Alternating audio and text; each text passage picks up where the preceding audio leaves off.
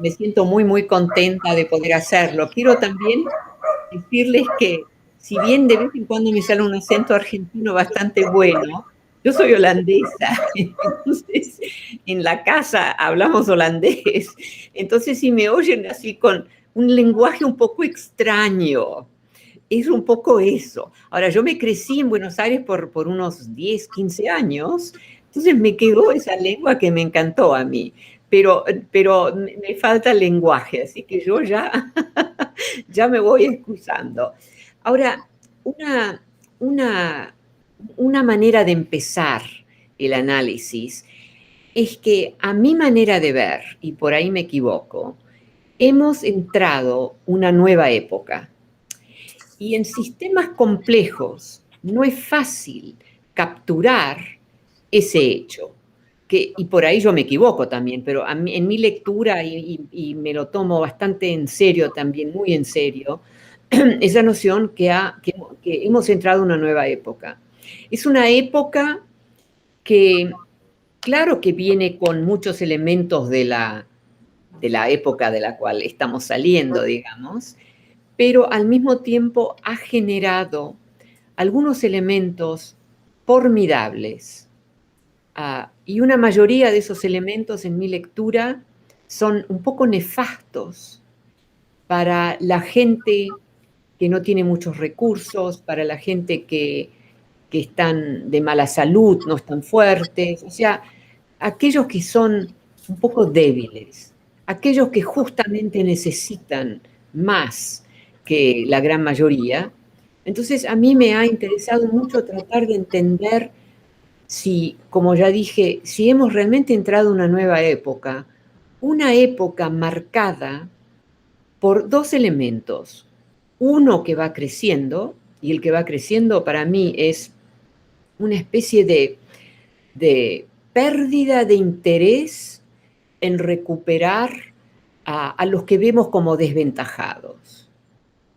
Estamos todos demasiado preocupados con esto y con lo otro, estamos todos a riesgo de perder algo que no queremos perder, etc. Entonces es como un elemento de desestabilización, y en ese contexto entonces va a haber ganadores y los que pierden, ¿no es cierto? Entonces a mí me interesa mucho capturar a ambos, los que ganan y por qué ganan, cuáles son las condiciones, y los que van perdiendo.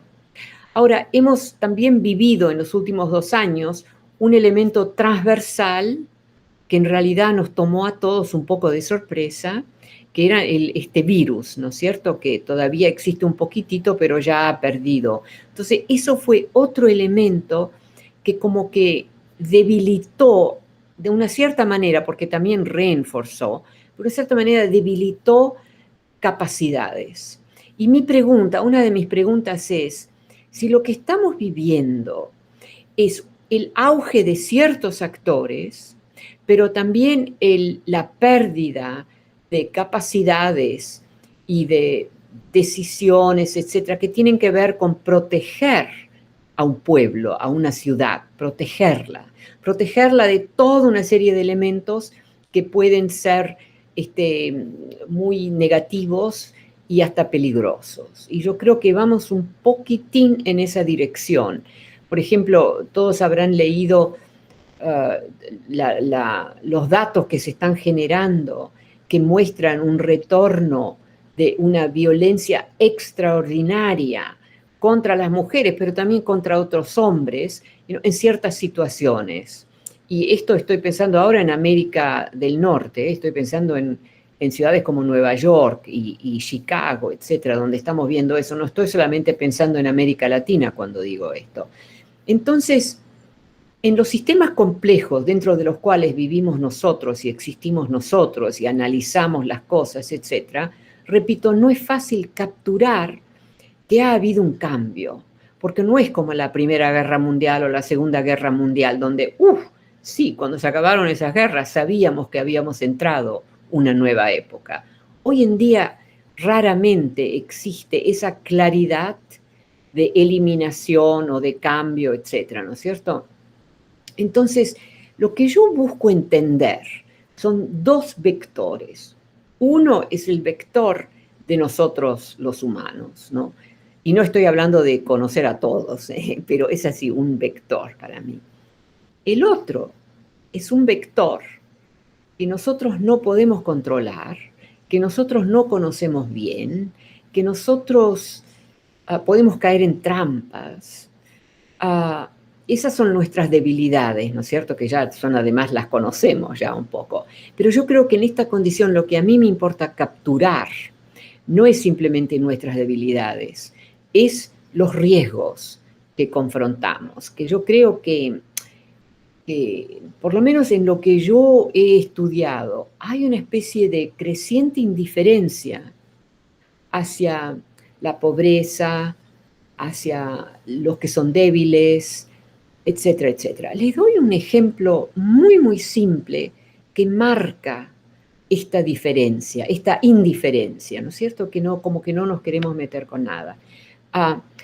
Ahora hay un fenómeno que justo se ha un poco descubierto hace un año, yo ya lo vi hace más de un año, pero mujeres que trabajaron toda su vida, tenían sus casitas, la gran mayoría eran alquiladas, etcétera, etcétera, que ahora, que terminaron, que se jubilaron y tenían la jubilación, el dinero, no suficiente, esa ganancia de años y años de trabajo, ¿no es cierto?, que se merecían esa, no es suficiente para poder vivir en una vivienda, no importa cuán pequeña, en las grandes ciudades. Estoy pensando en Nueva York, estoy pensando en toda una serie de grandes ciudades. Tenemos ahora mujeres, y se ha vuelto un escándalo esto, un poco ya finalmente un poco público en Estados Unidos, especialmente en las grandes ciudades. Las tres grandes ciudades son donde se juega esto. Estas mujeres que trabajaron toda su vida, que cumplieron con todo, que tenían sus ahorros y todo, cuando terminaron de trabajar, cuando se jubilaron, descubren que no pueden tener suficiente para poder pagar para una pieza. Ni hablemos porque claro, han subido los precios enormemente, hay toda una nueva clase muy rica en varias de estas grandes ciudades donde ellos van acaparando territorio urbano y lo transforman para tenerlo en su manera de manejarlo. Entonces, hemos ahora encontrado a toda una serie de mujeres que tienen 73 años, 75 años, que están viviendo en la calle. Esto es en América, en Estados Unidos. O sea, eso fue un shock, porque eso no nos lo esperábamos. Estas mujeres que trabajaron toda su vida, muchas fueron solteras siempre, y tenían sus ahorros, siempre se cuidaban, que ellas terminan viviendo en la calle. Y vos los podés ver, lo ves en varias de nuestras grandes ciudades en América del Norte, y es impresionante. Y están como, no paralizadas, pero están desesperadas y no saben, o sea, están al final de su vida y habían ahorrado y no tienen nada. Entonces, eso para mí es un caso extremo que estamos viendo, como dije, en Estados Unidos, un país rico, sí, tiene muchos pobres, pero es un país rico, que tiene policías, que tiene toda una serie de sistemas, que tiene. Y ahí están esas mujeres, además están también en algunas de nuestras grandes ciudades, ciudades famosas, ciudades que se ven como ciudades ricas. Ahí están esas mujeres que tienen más de 70 años viviendo en la calle, escondiéndose detrás de algún arbolito, una cosa así. O sea, eso para mí es un caso extremo que es difícil imaginárselo que podría haber pasado, pero que ahora sabemos que puede pasar.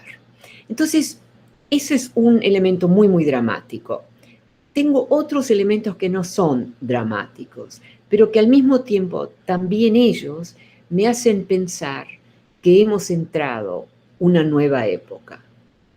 Y que esta nueva época es una época problemática, emergente, así que no es que entendamos todo, pero que nos cuesta mucho reconocer que hemos entrado en una nueva época, porque esto no es como se acaba la Segunda Guerra Mundial y todos sabemos, cambió todo, etc. No, estos son pequeños elementos de miserias para estas mujeres y para tantos hombres también, que están distribuidos por tantas condiciones, en tantos lugares, etc.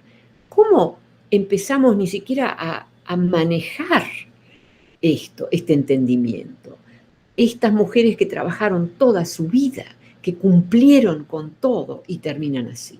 Entonces, un elemento en juego, repito, con un poco más de clarificación, un elemento en juego es la ascendencia de toda una serie de gente que está ganando más y más dinero y que ellos, claro, generan irónicamente el auge en el precio de mismo las viviendas más modestas. Entonces, entonces es gente contra gente, no puedes ni siquiera decir que son bandidos los que han aumentado los precios suficientemente, donde todos los jóvenes que están muy ricos y los que no están demasiado ricos pero todavía pueden comprar, pero ahí están también esas poblaciones, y menciono otra vez, el ejemplo es un caso de estas mujeres, ¿no? Entonces, ¿en qué estamos? Hemos entrado en una nueva época, una época marcada por una brutalidad e indiferencia que a menudo viene camuflada, porque también hemos hecho tantas cosas, o sea, las grandes ciudades en Estados Unidos ahora, por ejemplo, y me imagino que también en vuestros países, están más y más así cuidadas, cosas lindas, todo elegante, bla, bla. Yo me acuerdo cuando yo llegué a Estados Unidos, y estaba en Manhattan yo, ¿no? En la ciudad, yo me acuerdo que había muchísima gente pobre, pero también había muchísimos artistas pobres que vinieron a Nueva York. Nueva York era una ciudad que la gente la evitaba porque estaba muy peligrosa, porque había mafia, porque caminabas por las calles de Nueva York en ese entonces y tenías que siempre tener por lo menos dos dinero bueno, no importa, pero una pequeña cantidad de dinero. Tenías que tenerla porque esa era la práctica en la calle. Entonces venían, te amenazaban un poco, vos le dabas ese dinero. Entonces, o sea, una situación muy extrema, pero esa situación muy extrema generó la llegada de toda una serie de gente joven, que eran más bien artistas, ese tipo de gente que encontró en Nueva York casas abandonadas, lugares destruidos. Entonces ahí surge toda una nueva generación, digamos. Pero al mismo tiempo existe también esa otra narrativa, ¿no es cierto? El ejemplo de las mujeres que les di, que es solamente uno de varios ejemplos, donde gente que cumplió con todo, terminan cuando entran su vieja, la vejez, no les queda nada. Ellos que se prepararon para un futuro, etcétera, ¿no es cierto? Entonces, esos son los elementos. Hay otros elementos, pero hay demasiados casos aquí, digamos. O sea, esa noción, hemos entrado en una nueva época. Y repito, en sistemas complejos no es fácil identificar que hemos entrado en una nueva época. Simplemente no es fácil, porque hay tanta variabilidad en cualquier ciudad que no podemos fácilmente medir, fácilmente estar seguros que lo entendimos, etcétera, etcétera, ¿no? Entonces, la pregunta que yo me hago ahora es, ¿cuáles son las rutas que vemos emerger? Yo digo rutas no en el sentido de calles, pero en el sentido de procesos más bien. ¿Cuáles son los procesos que podemos ver emerger? ¿Eso es castellano? ¿Ver emerger? No sé cómo suena eso, suena un poco raro. Ustedes saben, ya les dije que yo soy holandesa. Entonces caigo en errores y horrores con vuestra bella lengua. Bueno, entonces para mí la cuestión realmente es qué está pasando ahora, en qué estamos. ¿Estamos entrando en una nueva época o estamos, digamos, simplemente en una caída, en una especie de desvalorización algo así un poco suficientemente negativo, no para todos, pero para suficientes, que también es un elemento que transforma. Visualmente, cuando caminamos en una ciudad como Nueva York, en una ciudad como cualquiera de esas grandes ciudades, vemos muchísimos edificios de lujo, muchísimas cosas bellísimas, o sea, realmente tan bien hecho, las calles limpias, etcétera, etcétera. Pero cuando vas a esos mismos lugares a la noche, a la 1 de la mañana, ahí empezás a ver en Nueva York, en Chicago, en San Diego, o sea, en toda una serie de ciudades, ahí empezás a ver a esa gente que trabajó toda su vida, que son viejitos ahora y viejitas y que no tienen nada. Entonces, eso es una brutalidad, es un nuevo tipo de brutalidad. Una manera de pensarlo es que hemos realmente entrado en una nueva época. No solamente por todas las grandes innovaciones así de las grandes empresas y los avances de toda una serie de cosas muy positivas, ¿no es cierto? Eso está todo, pero no nos podemos olvidar que esos avances también indirectamente pueden eliminar las oportunidades de gente que vive en espacios muy modestos, que esos espacios ahora se pueden vender a precios enormes, entonces esa gente modesta viene expulsada. Una pregunta que yo me hago, y claro que me encantaría también poder oír algunos comentarios de ustedes, es qué significa en nuestros sistemas complejos decir que hemos entrado a una nueva época, porque venimos ya con un arrastre enorme de cosas que están todavía con nosotros y nos sirven bien o no nos sirven, pero ahí están. Entonces, ¿cómo podemos nosotros codificar hoy en día, comparado, por ejemplo, con lo que pasa después de la Segunda Guerra Mundial, cuando hubo destrucción abierta, visible, etcétera, etcétera? ¿No es cierto? Que ahí había un objetivo claro, una necesidad de trabajar ese objetivo. Esto es muy distinto, estos son pedacitos, ¿no? Pero pedacitos que van creciendo y que pedacitos que vienen marcados por una injusticia extraordinaria, justamente porque son esta gente mayor que trabajó toda su vida, estas mujeres y estos hombres, ¿no es cierto? Entonces, ¿qué significa cuando yo pienso, porque necesito tener ese tipo de diálogo con mí misma, por así decir, ¿qué significa decir que hay caída, hay decadencia en nuestra ciudad? O y también hay, al mismo tiempo, gran auge de mejores condiciones de los colectivos, qué sé yo, todas las cosas positivas que también están pasando. Es una lista larguísima. Entonces, ambas cosas están en juego. Número 2, a través de nuestra existencia hemos tenido que bregar, hemos tenido que confrontar toda una serie de negatividades. Eso por un milenio, o sea, no es una cosa nueva. Y hemos sobrevivido, siempre con brutalidades extraordinarias. O sea, nosotros, sí, bueno, no necesitamos elaborar demasiado ahora. Entonces, es verdad que después de la Segunda Guerra Mundial hubo una especie de resurgence, ¿no? Un surgir de toda una serie de innovaciones muy buenas, además de solidaridades, no sé, hubo un periodo, y hemos tenido varios periodos así, en las Américas, periodos donde se dieron cosas buenas, cosas positivas, pero siempre también en paralelo, claro, cosas negativas, abusos, siempre eso, pero eso es muy difícil de cambiarlo. O sea, hay muchas ciudades en Europa que realmente han logrado ser muy civilizadas.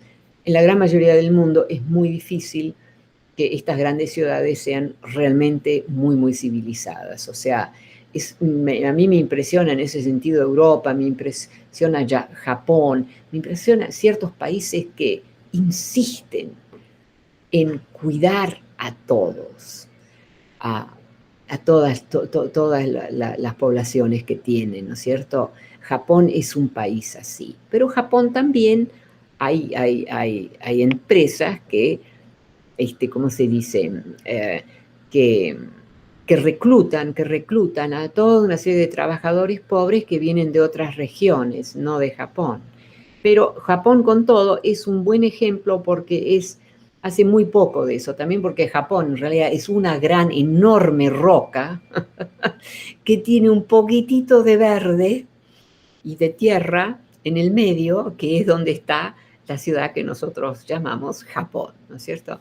El país, digamos. Lo otro es todo roca, es roca que no se puede, donde no se puede vivir.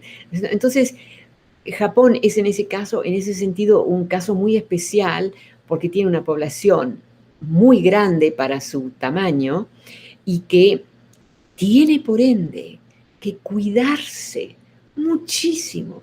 Cada persona está seriamente involucrada en la sobrevivencia de todos, porque es la única manera en que puede sobrevivir y generar inteligencias, generar innovaciones, etc. Aquí, para mí Japón es realmente la ciudad que en un futuro brutal va a poder sobrevivir, mientras que otras ciudades que nosotros amamos, pero que son ciudades que no lo tienen tan difícil como la ciudad japonesa, las grandes ciudades japonesas. Entonces, eso yo creo que hay ahí elementos que podemos aprender de Japón, cómo tomarnos muy en serio cada individuo que vive en nuestra ciudad, cada empresa, etcétera, ¿no? Que eso hay que valorizarlo, eso hay que protegerlo, etcétera, y hay que combatir ciertamente las negatividades, ¿no es cierto?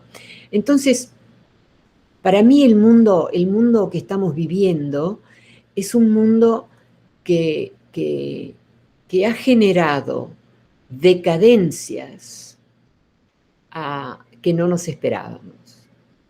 La cuestión de todas las mujeres y todos los hombres que trabajaron toda su vida y que están viviendo en la calle. Ese es un ejemplo muy dramático, pero hay muchos ejemplos un poco menos dramáticos, pero también mucha gente que está sin vivienda, mucha gente que nunca puede ir a un doctor, mucha gente que se muere de hambre, mucha gente, etcétera, etcétera.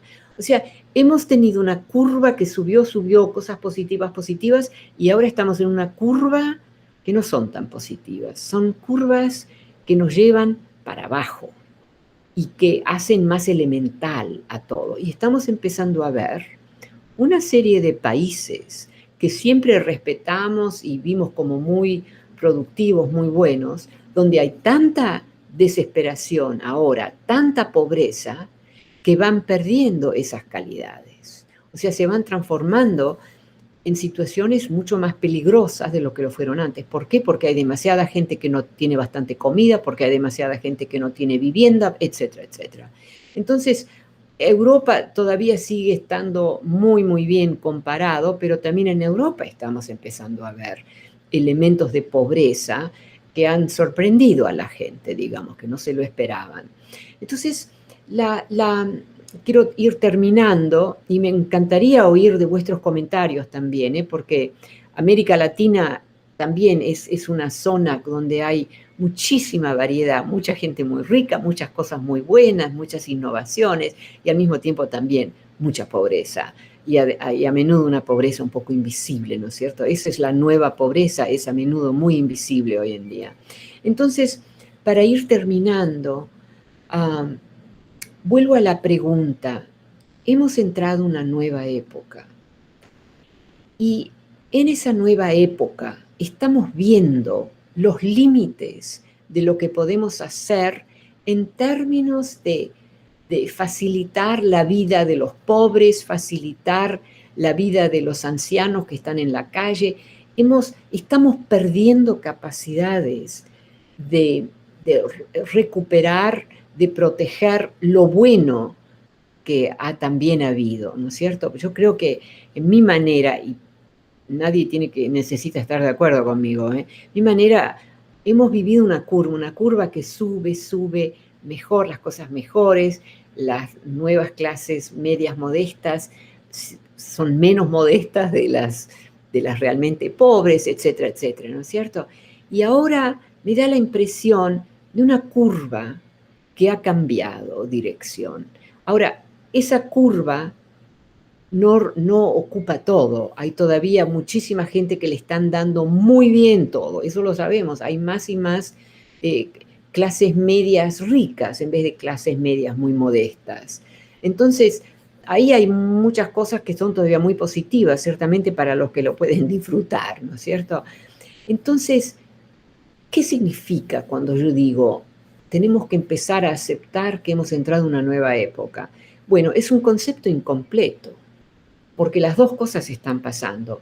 Para algunas familias hay ciertamente muchas ganancias por ahí inesperadas, cosas positivas. Y hay también una sorprendente y creciente mezcla de personas que han perdido. O sea, es muy dramático eso. El drama no es fácil de verlo en una gran ciudad. O sea, no es fácil de verlo. Vos ves simplemente toda la gente que va corriendo a sus trabajos y esto y que lo otro. Pero al mismo tiempo tenemos ahora bastantes datos como para saber si están perdiendo. Entonces, quiero terminar con una pregunta hacia ustedes realmente, que tiene que ver con lo que ustedes conocen sobre vuestras ciudades, uh, y si hay ahí elementos para volver a lo más positivo, si hay que están viendo elementos que realmente son positivos, porque sabemos también que están dándose nuevas modalidades que son positivas. Y eso me parece que va a ser muy importante recuperarlo, ¿no es cierto? Entonces mi pregunta a ustedes es, de lo que yo hablé, las negatividades que yo hablé, que pueden coexistir con cosas positivas, como también dije, pero ustedes ven algo así también en algunas de vuestras ciudades. Me imagino que hay varias distintas ciudades en juego aquí, quizás no. Y me encantaría oír algunas respuestas, ¿no? De saber, porque este es un tema que lo estoy trabajando seriamente y quiero también usar un lenguaje un poco distinto, no decir simplemente los pobres y los ricos, no, evitar esos términos que inmediatamente uno los oye y dice, es eso, bueno, no, otra, ¿cómo generar un lenguaje intermediario, intermediate, que empieza a capturar algo que ahora con nuestros vocabularios más comunes, digamos, más, los que más usamos, no vemos esa diferencia. O sea, algo es emergente que no es negativo. Hay mucho que es emergente que es negativo, pero también hay algo que no es negativo. Pero es bien difícil de capturarlo, es bien difícil de entender de qué manera puede ser un positivo. Bueno, les dejo con estas observaciones mías y yo encantada de tener preguntas, si me quieren, porque sé que es un tema un poco, no sé, un poco inusual por ahí la manera en que hablé, pero en suma, ahí está. Muchas gracias. Gracias, profesora. Muchas gracias. ¿Sí? Arquitecto Fabián. Muchas gracias, Priscila. Arquitecta Saskia, un placer, de verdad. Para mí es un honor conocerla. Lo digo porque yo crecí con sus textos, aprendí de ellos y soy lo que soy hoy por muchos de ellos. Y es un gusto poder, además, hoy discutir un poco con usted. ¿Pueden hablar un poco más fuerte? Perdóname. Sí.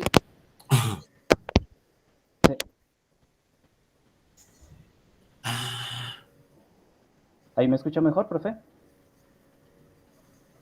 Bueno, sí, habla. ¿Sí? Un poquito mejor. Voy a acercarme más y más.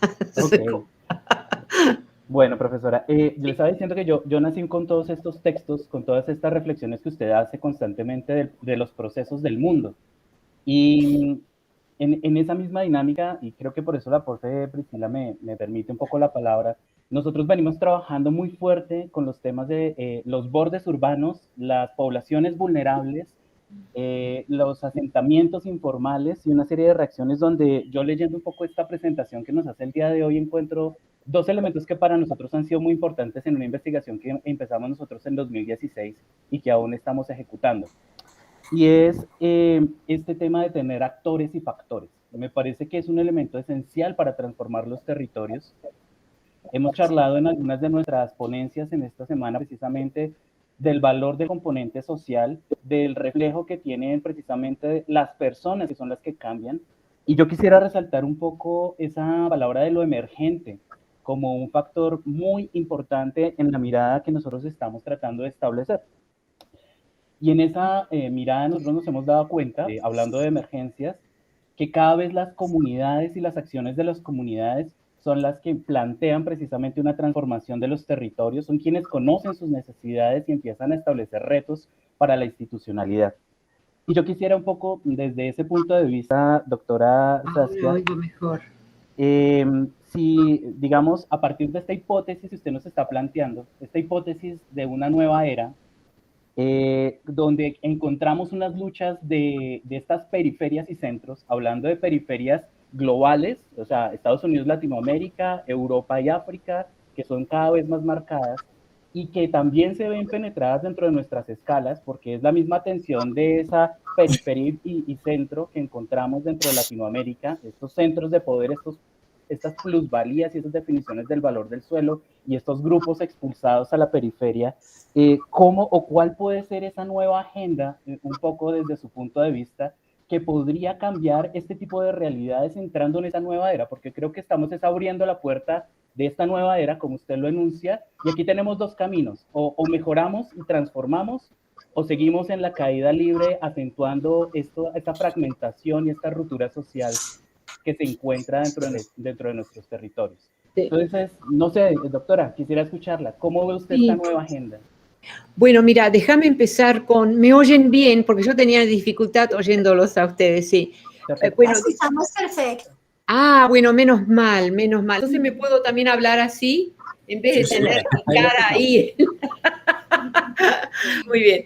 Entonces, mira, yo creo que hay varios elementos en juego aquí que también hay que manejar bien. O sea, hay una nueva generación que viene dividida, unos que realmente van a poder ayudar muchísimo y otros que no les interesa nada, etcétera, ¿no es cierto?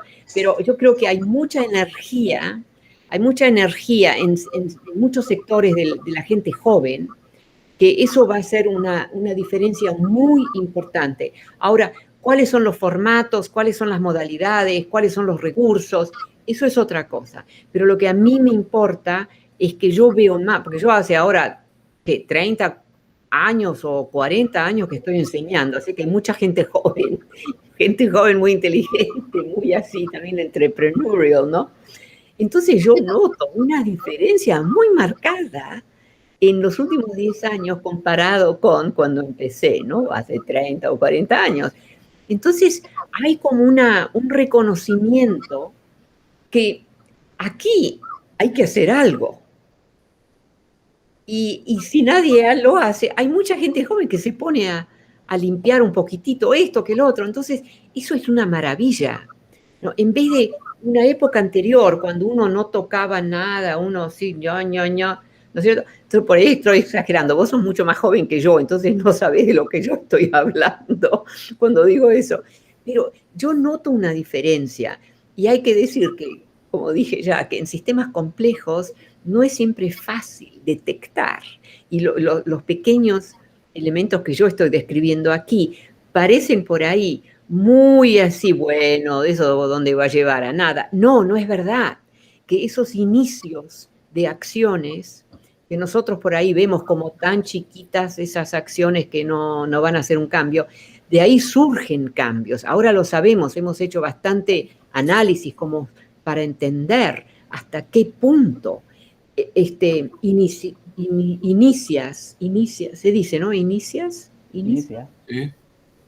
Inicias que por ahí las vemos como, chiquito, de eso van. No, tienen trayectorias a menudo muy efectivas, pero son modestas. son a menudo invisibles, ¿no es cierto? Entonces, para mí, yo tengo mucha confianza en un elemento parcial, que son estas nuevas generaciones, y cómo ven ellos a lo que ellos pueden hacer. Hay mucho más capacidad de lanzarse, mientras que hace 30 años, a menudo si tu abuela te decía no hagas eso y tu papá te decía no hagas eso y tu mamá, vos no lo hacías porque ibas a ofender, mientras que ahora nada, porque saben, porque también hay que agradecer a todos aquellos que nos ayudaron a entender lo que está pasando, ¿no es cierto? Los expertos, etcétera, etcétera. Entonces, eso es para mí un elemento que marca algo, marca una diferencia. Y esa diferencia viene marcada no porque inventamos nuevos, qué sé yo, no, viene marcada por cómo las nuevas generaciones, las generaciones jóvenes, se están confrontando, no todas, claro, ¿no? Están confrontando ciertas condiciones que les parecen injustas o que les parecen que son malas para la calidad del aire, anda a saber, pero hay mucho más conocimiento y una especie de modesta sabiduría en estas nuevas generaciones de lo que yo sé, de lo que cuando yo estaba en esa edad, pero no teníamos ninguna idea de cómo estábamos destruyendo la calidad del aire, o sea, con nuestras modalidades, ¿no es cierto? Brutales, o sea. Entonces, yo creo que eso es bien interesante y en ese sentido pienso también en esta noción que hemos entrado en una nueva época, que en sistemas complejos siempre va a ser parcial, no hay lo absoluto, digamos, ¿no? Bueno, miren, a ver si hay alguna pregunta. ¿Te contesté más o menos la pregunta o te dejé algo fuera? No, profe, está perfecto. Te agradezco. Perfecto. Bueno. Te dejaría una última situación y es... Casi no te oigo, ¿eh? Decime otra vez. Te dejaría una última situación puesta allí. Y es, ¿qué pasa con los objetivos del desarrollo sostenible, que parecieran ser siempre la respuesta global a una serie de situaciones que vienen a contradecir precisamente estos propósitos emergentes, estas situaciones que vienen de las mismas poblaciones y de esta rebeldía de estas poblaciones que tú nos estás contando? O sea, yo creo que hay dos actores problemáticos. Uno es un actor que tiene culpabilidad y el otro es un actor que no tiene culpabilidad, pero que al mismo tiempo no ayuda. O sea, yo hago una diferencia ahí.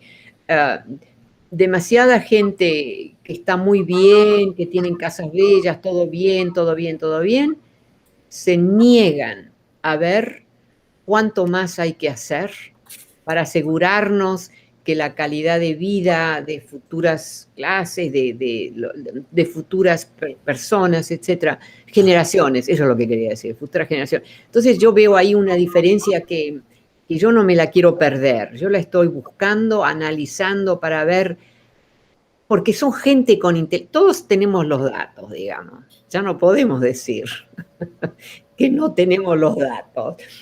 No tenemos todos los datos, pero tenemos suficientes datos.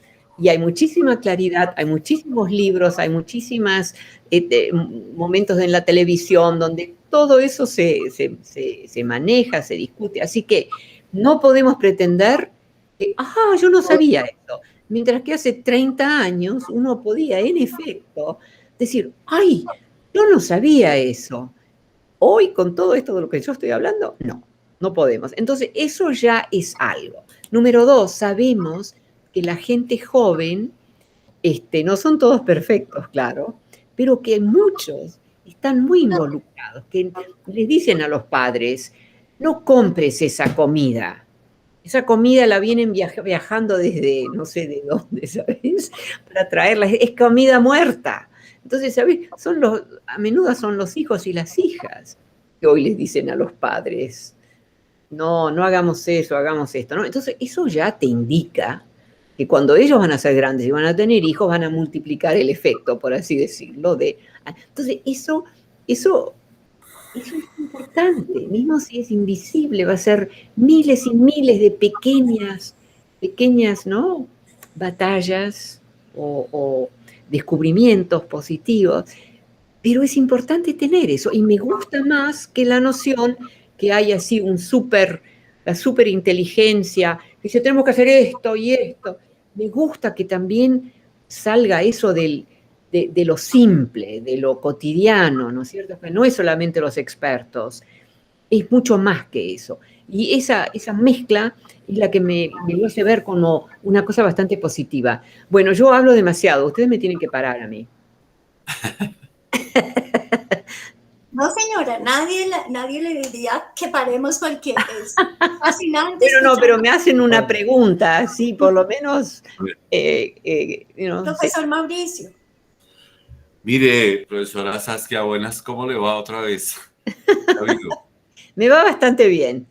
Bueno, mire, yo quiero hacer como un comentario y dejar como, yo no sé si una pregunta o algo, pero es que usted nos ha tocado en un tema del vínculo de la nueva época y yo escuchándolo en detalle me ponía a pensar en lo que ha estado escribiendo Piketty sobre los procesos de concentración.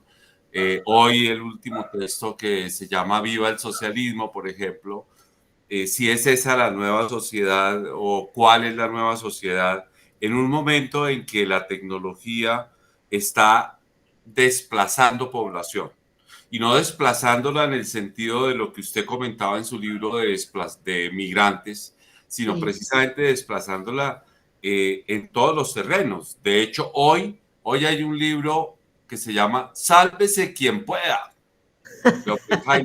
que precisamente nos muestra como ese detalle. Y hace 4 meses salió un libro aquí en Colombia de una persona que ha sido un profesor, historiador y político además, y el libro se llama Los que sobran. Es que me parece como que es un tema, es un tema. Se lo debemos mandar ese libro. Y la pregunta que se hace, porque es lo que más me parece a mí importante en todo ese contexto que usted ha dicho, es ¿por qué las generaciones globales más educadas de la historia no pueden ser dueñas de su destino? Y creo que buena pregunta esa, que es excelente. Si la profesora no lo tiene, miramos cómo se lo hago llegar si quiere, pero creo que ese es un texto que está en el tema de lo que se llamaría eso que usted llama la nueva época. Pero también en ese sentido, en el mismo sentido que incluso lo planteaba Fabián, hay textos donde muestran y dicen, oiga, mano, mire, el texto de Ciudades de la Gente. En Ciudades de la Gente, el primer volumen se llama Casas de infinitas privaciones. Privaciones. Una pregunta, de infinitas privaciones. Privaciones significa que faltan cosas, ¿o qué? Sí, exactamente. Y abajo está una pregunta que dice, germen de ciudades para todos. ¿Germen dijiste? Germen, sí. Germen es como el como inicio. Que ahí sale. Exactamente. Yo soy holandesa, acuérdense que me falta el castellano. Tengo más acento que vocabulario. Y esos, dentro de esos textos y de esa colección, ellos ya han sacado 3 volúmenes. Curiosamente, lo que van tratando de mirar es que desde ahí, desde esas condiciones de pobreza, si se quiere, en los procesos de construcción de ciudades, de la informalidad, de la segregación, todo lo que queramos, desde la gentrificación que usted lo ha explicado de alguna manera acá, nos va a mostrar como una posibilidad de mirar eso. Pero a mí la preocupación de todas formas de eso, y vuelvo al texto suyo de precisamente lo de expulsiones y brutalidad que lo señaló hoy muchas veces, de la complejidad en la economía global, porque usted allí nos muestra muchas cosas relacionadas con los procesos de concentración, de una manera distinta de Piketty, sí, pero nos muestra eso. Entonces la pregunta es, ¿será que yo me hago una pregunta a veces, profesora, que es la siguiente? ¿Será que eso que dijo ese señor cercano a su país que se llamó Marx, que dijo, mire, la tendencia del capitalismo es concentración y centralización, y cuando uno encuentra y mira los informes de ONU, cuando informa los informes de Tomás Piketty, entonces uno dice, ¿qué será lo que hay ahí? Cuando usted nos relaciona esas situaciones y uno empieza a mirar lo escrito en el siglo XIX por la gente sobre la situación de la vivienda, en el siglo XX por la gente en la situación de la vivienda y en el siglo XXI como en las mismas coyunturas, uno se pregunta, allí hay un elemento estructural que está pasando y que uno no tiene, o bueno, yo personalmente a veces no le encuentro explicaciones. Puede que le encuentre explicaciones conceptuales y todo, pero en la realidad no se las encuentro. ¿Cómo podemos mirar esa nueva situación? Y de ahí, digamos que la pregunta es, ¿realmente es esa nueva época que usted está tratando de caracterizar a partir de una serie de condiciones de límites que le colocan a los pobres cuando pues hay allí como distintas propuestas frente a los límites que se le debería colocar tanto al gran capital, al manejo del medio ambiente? Creo que el mejor ejemplo que usted acabó de colocar, que era que los hijos le dicen a uno, no coma eso, que eso lo traen de tal parte. Es que eso me lo dijo mi hija hace 8 días. No, eso es rampant, como claro, yo le dije. Claro. Están entonces, todos los chicos protestando. Claro, uno en la casa comía lo que le daban. Esa es la comida, sí. Uno no sabía. Y precisamente el movimiento campesino mundial tiene un elemento supremamente importante que pues lo hemos trabajado de alguna manera, que se llama la comida cerca de la mesa. La comida cerca de la mesa. O sea, que realmente lo que comamos lo podamos realmente saber de dónde viene, saber cómo lo tienen cultivado, porque precisamente hay un texto sobre eso que se llama Los alimentos viajeros, ¿sí? Que precisamente el plato inglés está compuesto de un pedazo por allá de Vietnam, de otro pedazo de Estados Unidos, ¿sí? Pero es el plato inglés. Sí. Entonces, sí, habría que... Yo me quedo pensando mucho y, bueno, le escribiremos en detalle, profesora, pero, porque ¿sabes? La caracterización de la nueva época no sabría. Es una pregunta que nos deja incendiados, creo que a todos. Sí. Incendiados y prendidos. Sí. Iba a decir algo, yo ahora me pasó, pero yo creo que algo está cambiando, ¿sabes? Que me parece muy interesante, que vos también lo dijiste, la cuestión de las nuevas generaciones aprendieron algo, ¿sabes? Ahora, ese es así un tema que es un poco conocido, etc. Me interesa otro tema a mí también, que quiero agregar antes de que terminemos, que es la cuestión de que siempre cuando lo digo me miran como diciendo, ¿qué? Bueno, que yo creo que tenemos que construir nuevas ciudades. Entonces, cuando yo digo eso, dicen, ¿cómo? Y la gran mayoría de gente además te dice, pero tenemos todas las ciudades que tenemos, que necesitamos, ¿no? Ese tipo de así, que no parece normal construir nuevas ciudades. Pero aquí está el tema para mí. Este es un tema que lo trabajé bastante en profundidad. Nuestras grandes ciudades son un infierno para la gente pobre, que se tienen que levantar a horas así inexplicables, que viajan. Todos esos autobuses con emisiones micidiali, ¿no? O sea, que son muy malas. Entonces, yo creo que realmente tenemos que cambiar esta noción que simplemente vamos agregando a las grandes ciudades. Los ricos y los de clases medias altas, yo también me la gozo. Nos gozamos estas ciudades, pero esas ciudades existen solamente porque hay 3 millones de gente, o lo que fueren, ¿saben? De gente que ganan muy poco dinero, que nunca duermen suficientemente, que nunca comen algo sano. O sea, es un abuso total seguir construyendo estas ciudades enormes. A mí al principio me encantaba la enorme ciudad, pero ahora lo encuentro que es un espacio que llega a generar un tipo de injusticia invisible que realmente encuentro inaceptable. Entonces ahora yo digo, hay que realmente construir ciudades, y no es que estemos construyendo muchas ciudades, eso como que pasó. Pero lo ideal realmente son ciudades de tamaño mediano, donde además los pobres pueden ganar un cierto tipo de respeto, porque vienen necesitados, o sea,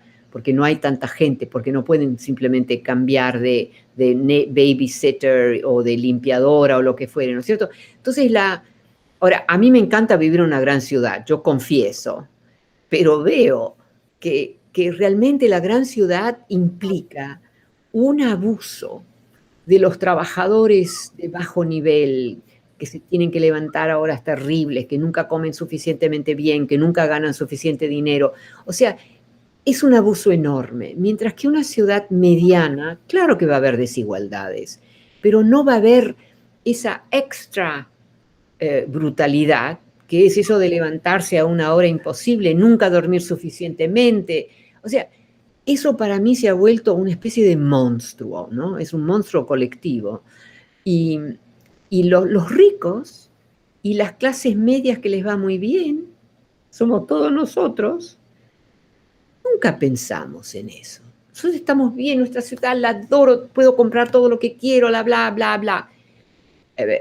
¿No? Entonces, eso para mí ahora es un tema que me encuentro diciéndolo bastante, y yo sé que estoy irritando a muchísima gente que no quieren oír esto, pero ese para mí es un tema que hay que empezar a trabajarlo, que no lo hemos trabajado en realidad, ¿no?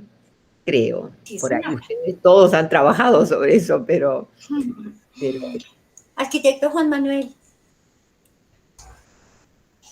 Gracias, arquitecta Priscila. Doctora Sassen, sí. De verdad es un gusto escucharla. No te veo. Sobre todo... Ahora te veo. A eso.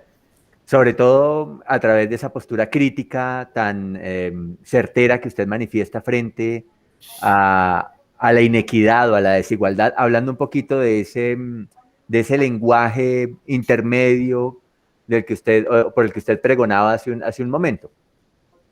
Y en medio de eso, en medio de esa reflexión que usted hacía, doctora Sassen, desde la disciplina nuestra, desde la arquitectura, yo pensaba un poco, puede que obviamente e ingenuamente, pero prefiero plantearlo aunque ingenuamente y no quedarme con la inquietud para toda la vida, ¿no? Y es, sí, y es pensar un poco, como cuál cree usted, desde su punto de vista, desde su experiencia, desde las ciencias sociales, ¿cómo lo ve usted? ¿Cuál debería ser el papel de la arquitectura como disciplina ahora, en medio del drama de la ciudad que usted plantea? Una persona con su experiencia y su bagaje, no solamente profesional, sino vivencial también. Nos encantaría escuchar su reflexión al respecto, ¿no? Bueno, la arquitectura realmente puede hacer una diferencia enorme. Ustedes saben más sobre eso, o vos que sos arquitecto, entiendo, que buena arquitectura puede realmente ser un positivo significativo, muy, muy importante. Pero también hay, claro, mucha arquitectura que por ahí ha sido, históricamente hablando, un poco indiferente a toda una serie de elementos que hoy en día demandan ser reconocidos, ¿no es cierto? La calidad del agua, esto, cómo no arruinar, no necesito desarrollar todo eso. Entonces, número 2, vamos a necesitar edificios, siempre, casas, viviendas, etcétera, ¿no?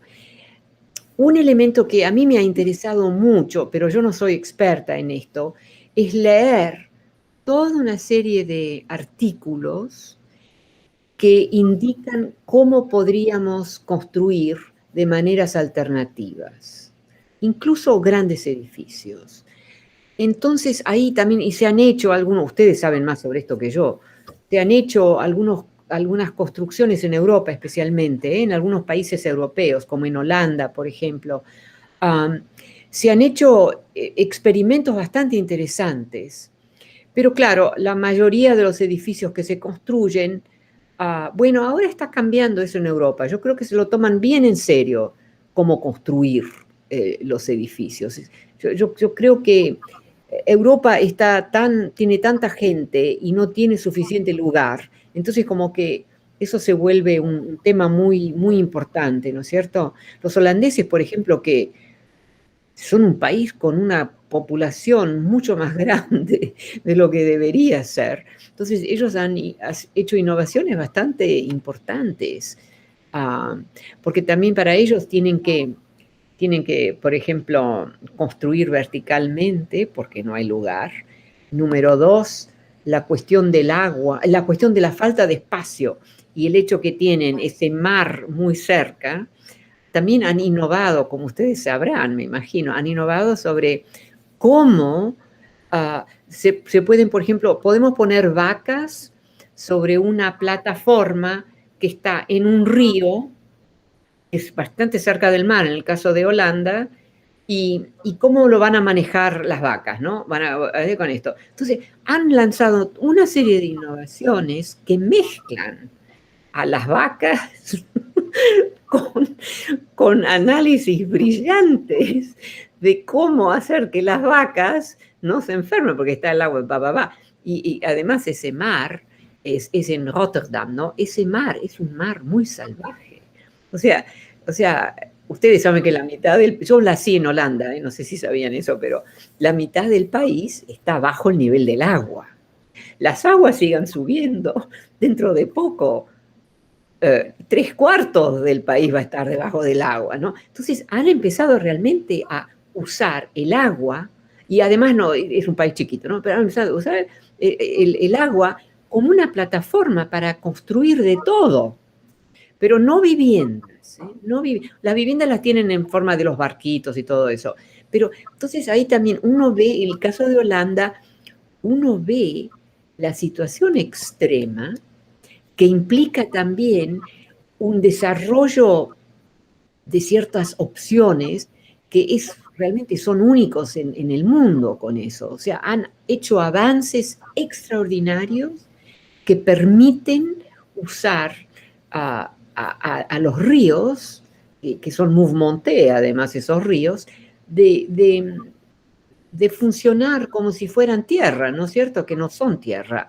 Eso con animales, han tratado con las vacas, han tratado, o sea, algunos sirven y otros no, pero están construyendo más y más esas torres que viajan sobre el agua de los ríos. No viajan, están ahí. Entonces, o sea, Holanda la mitad va a desaparecer antes que muchos otros países. No pueden seguir haciendo, o sea, a un cierto punto eso se acaba. Y eso te indica algo. Eso para mí ahí, el caso de Holanda, que además los holandeses son serios, saben cómo hacer las cosas, no importa. Las aguas van a seguir creciendo. Y hay un límite, ¿no es cierto? Entonces, o sea, el límite va a ser que terminan en el mar. O sea, que Holanda termina ser mar, ¿cierto? O parte, la gran mayoría, parte va a ser mar. Entonces, a mí me ha causado mucha impresión cómo estos holandeses no dejan de innovar en cuanto a ese tema. Y yo me pregunto, por ejemplo, en América Latina, ¿cuántas opciones hay ahí que se podrían usar, que no se usan? Porque ustedes tienen tantas tierras, o sea, bueno, si eso se baja, vamos ahí, etc. O sea, hay tanto espacio no ocupado. Pero la lección en realidad de Holanda es que sooner or later it happens. Entonces como que habría que empezar ahora a cambiar. Vamos a tener que aprender cómo flotar nuestras viviendas, ¿no? O sea, claro, todavía hay muchas tierras también secas, que ahí no va a pasar nada con el agua. Pero para mí esos casos que mencioné son como ejemplos de algo que está vivo, algo que está vivo. Ese agua está viva, va subiendo, ¿no? Entonces, estamos en conversación con actores que también están vivos. No es simplemente nosotros contra el mar, no, va a tener que ser otra cosa, ¿no es cierto? Y ahí el caso de Holanda realmente es bastante interesante, Rotterdam especialmente, ¿no? No sé si conocen ustedes, pero es también impresionante eso. Sí. Entonces, la Holanda es... Yo nací ahí, pero la verdad es que no entiendo... no entiendo cómo lograron lo que lograron. Y es fantástico, el ejemplo holandés en ese sentido es impresionante. Y eso es algo que se replica en otras latitudes, en otros lugares. Aquí en Colombia tenemos lugares que corren un peligro latente similar. Aquí hay ciudades como Cartagena que a futuro van a estar con el nivel del agua al cuello. Sin embargo, doctora Saskia, podría ser tan dramático. Claro, wow. Claro. Lo que pasa es que usted conjuga algunos aspectos que me hacen pensar a mí en esa Solo gran algunos. diferencia. Algunos que voy a ponerlos sobre la mesa. Que me hacen pensar a mí en esa gran diferencia entre el desarrollo al que se ha visto forzado la comunidad europea y al que nos hemos visto forzados la comunidad latinoamericana. Usted pone sobre la mesa algunos conceptos como el de la innovación versus las necesidades y la adversidad. La necesidad y la adversidad, digamos que siempre ha sido un motor de la innovación. Mi papá tiene un decir, mi papá tiene un proverbio muy coloquial, muy propio, muy vernáculo, que es que la necesidad tiene cara de perro. Es decir, que ante la necesidad es que nos vemos obligados a buscar una solución, a innovar. Y digamos que las circunstancias cataclísmicas a las que se ha visto enfrentada la comunidad europea, como las guerras mundiales, las diferentes invasiones, desde otro tiempo, desde los grandes imperios, desde los caldeos, los persas, los griegos, los romanos, etcétera, y ahora las guerras mundiales, se han visto obligados a esa innovación, a circunstancias adversas como la que usted mencionaba en el caso holandés.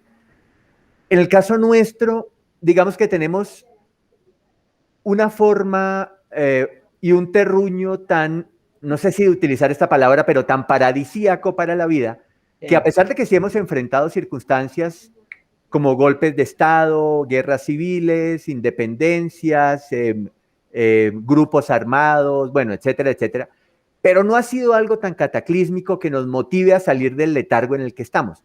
Entonces, mientras no pasemos por eso, tal vez, parece como si siguiéramos en el mismo letargo.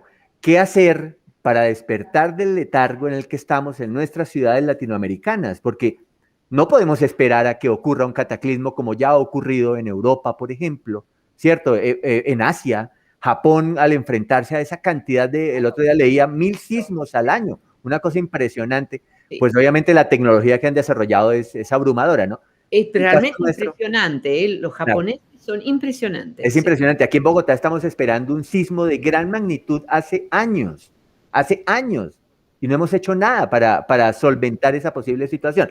Estamos esperando una situación cataclísmica para que la innovación despierte. ¿Qué hacer, doctora Saskia Sassen, para despertar de ese letargo? Tal vez desde la academia. No sé usted qué opina. Bueno, yo creo que ese es un tema muy importante, de ayudar.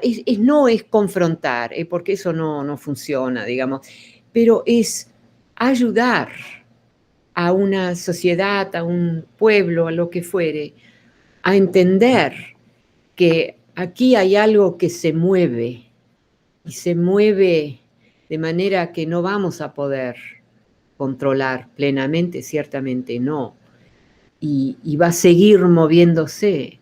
O sea, algo así que la gente entienda que estamos realmente confrontando una posibilidad negativa. Hay que decir que en muchas partes no, eso no va a pasar, ¿no es cierto? Pero aquellas ciudades tan bellas que amamos tanto, que a menudo están sobre las costas, eso es una manera de empezar a manejar el tema, digamos, ¿no? O sea, yo encuentro que en Estados Unidos, si uno habla de eso, pasan dos cosas. Una es que hay mucha gente que dice, no, nada.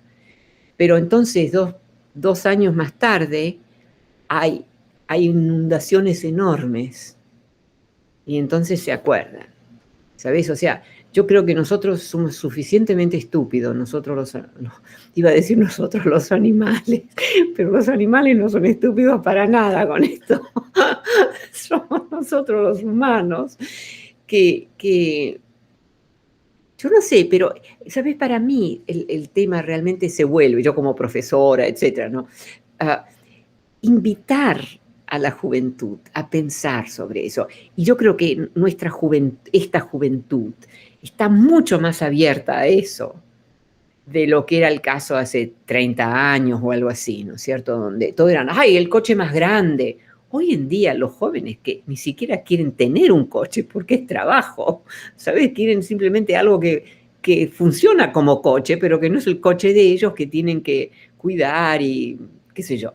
Entonces, yo creo que algo realmente ha cambiado. Hemos entrado en una época marcada tanto por negativos más significativos, más alarmantes, y por haber perdido un cierto tipo de inocencia, ¿no? Eso sí. Pero yo creo que hay mucha gente, especialmente gente que es muy rica, quizás me equivoco, pero que como que no están muy preocupados o no suficientemente preocupados para cambiar los hábitos que tienen, que es de usar, que va a ser problemático, ¿no? O sea, si todos estamos conscientes de que, ¿sabés qué? No podemos simplemente, yo quiero también eso y quiero también... No es posible. Tenemos que matar árboles, tenemos que matar aguas, si queremos tener, también eso y eso y eso. Pero no estamos en eso todavía. Pero va a llegar el momento, ¿no? Yo creo que no voy a estar cuando llega el momento. Yo creo que ya, pero va a llegar, eso va a llegar. Ahora, hay que decir también que los holandeses y los japoneses han hecho cosas extraordinarias, ¿eh? O sea, han podido innovar de una manera, lo que no sabemos es hasta qué altura pueden darse estas cosas, ¿no es cierto? Eso es otra cosa. Pero... Sí, señora.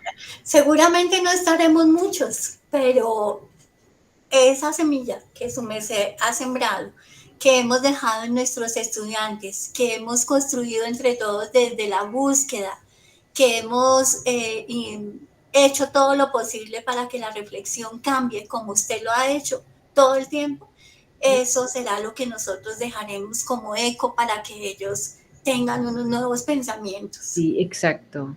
Y eso está funcionando, ¿eh? En pedazos y cosas así parciales por ahí, pero yo veo realmente una diferencia. Sí, señora. Sí. Profesora Miriam, tú querías hacer una pregunta, no sé si todavía tenemos tiempo suyo, doctora Saskia. Sí, pregunta. Pues más que una pregunta, es una reflexión también de cierre. ¿Una reflexión que va a durar media hora o una? No, para nada. No, te estoy cargando. No sé, te conocí en 2018 en una conferencia en Argentina. Estabas con Richard Sennett. Fue un placer escucharlo. Estoy todavía con él. Me alegra, me hace muy bien. Eso habla muy bien de la construcción en conjunto. Exacto, de estas construcciones colectivas que son tan útiles también para nosotros. Sobre todo alrededor de algo que tú decías y preguntabas de cuáles son esos procesos que podemos ver emerger en este momento.